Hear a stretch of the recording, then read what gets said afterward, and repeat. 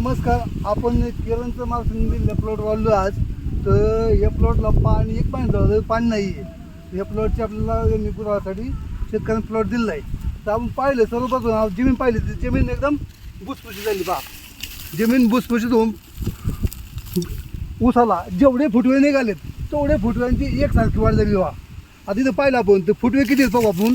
एक बॅटला फुटवे किती येतं. 1 2 3 4 5 6 7 8 9 10 11 12 13 14 15 आणि 16 फुटवे ऊसाला आहेत आणि 16 फुटवे एकसारखी वाढ झाली. म्हणजे यात फुटवा एक पण जिरलेला नाही. म्हणजे जेवढी फुटवा निघाला आहे तेवढा एकसारखा वाढला आहे. पण ही जर पाहिलं आपण तर जाडी पाहिली याची तर जाडी अगदी बांबूसारखी जाडी आहे.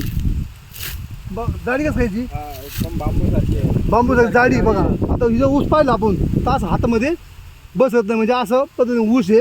जर पेऱ्यामधलं अंतर पाहिलं आपण तर जवळजवळ 1 वितीचं अंतर यावा. पेऱ्यामध्ये अंतर पण 1 वितीचं आहे. ऊसाची वाढ पण चांगली झाली.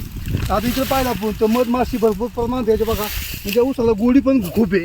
हे पहा तिथं पाहिलं आपण तर मधमाशी बघा मधमाशी भरपूर आहे. आणि हे पण बेट पाहिलं आपण तर एकसारखं वाढलं बघा. इकडं पण पाहू शकता. आणि हे पाठीमागे ऊस तोडला बघा. हे बघा हे जो ऊस पाहिला आपण तर हे सुद्धा ऊस बघा. याच्यामधलं अंतर जाडी बिडी म्हणजे 1 नंबर आहे. म्हणजे जाडी भरपूर आहे. तर शेतकरी खूप समाधानी आहे.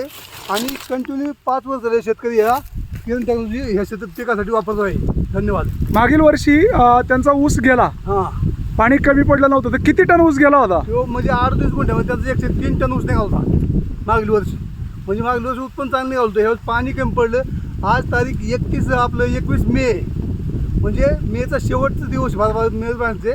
तर पाणी कमी पडल्यामुळं ऊस त्यांना मजबुरीमध्ये द्यावं लागलं. धन्यवाद.